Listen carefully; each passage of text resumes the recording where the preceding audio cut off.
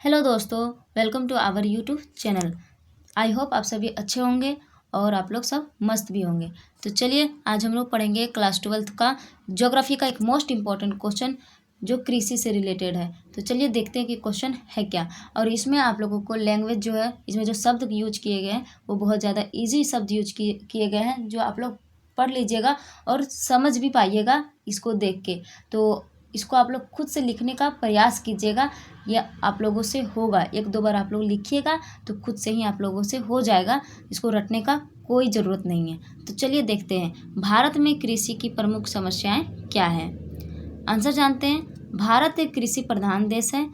लगभग 71% लोग मुख्य रूप से कृषि पर आश्रित हैं तथा भारत के अनेक ऐसे उद्योग हैं जिसका संचालन कृषि के द्वारा होता है तथा भारत में कृषि के समक्ष कुछ समस्याएं उभर कर सामने आई है जो निम्नलिखित है। तो क्या क्या समस्याएं हैं? पहला है पूंजी का अभाव। भारत में कुछ ऐसे किसान हैं जिनके पास पूंजी का अभाव है और वे अच्छे ढंग से कृषि का कार्य नहीं कर पाते हैं, जो कृषि के लिए एक प्रमुख समस्या है। तो बहुत सारे ऐसे किसान होते हैं, छोटे किसान, जिनके पास पूंजी का अभाव होता है, जिसके कारण वो कृषि नहीं कर पाते हैं। तो ये समस्या है। दूसरा क्या है? जैविक खाद का अभाव।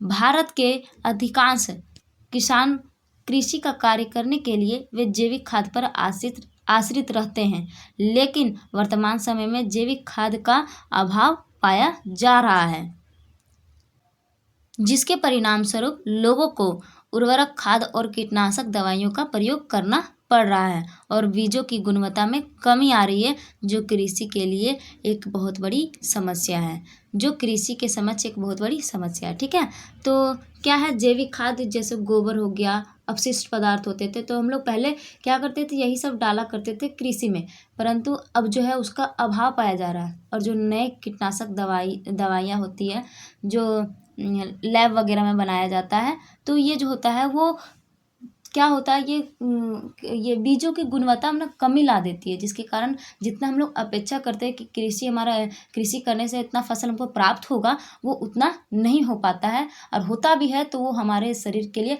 हानिकारक हो जाता है, जो एक बहुत बड़ी समस्या है। तो जैविक खाद का अभाव हमारे लिए एक बहुत बड़ी समस्या है। तीसरा क्या है? अनियमित वर्षा। भारत में लोग कृषि के लिए मुख्य रूप से वर्षा पर आश्रित रहते हैं, लेकिन सही समय पर वर्षा नहीं होने के कारण आज कृषि अच्छे ढंग से नहीं हो पाती है, जो कृषि के लिए एक बहुत बड़ी समस्या है।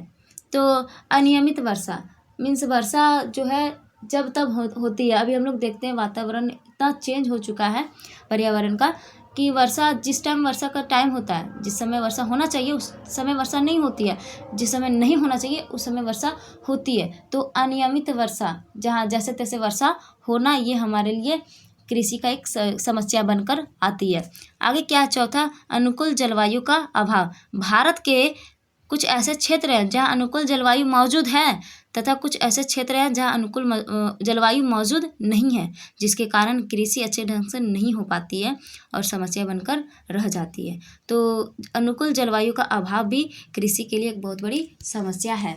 तो आगे अगर आप लोग और पॉइंट लिखना चाहते हैं तो आप लोग मिट्टी का अभाव मीन्स उपजाऊ मिट्टी का अभाव लिख सकते हैं। ठीक है, और फसल की अच्छी कीमत ना मिलना, तो ये सभी समस्याएं हैं। तो अगर आप लोगों को ये समझ में आया हो तो प्लीज़ वीडियो को लाइक करें और चैनल को सब्सक्राइब करें। धन्यवाद।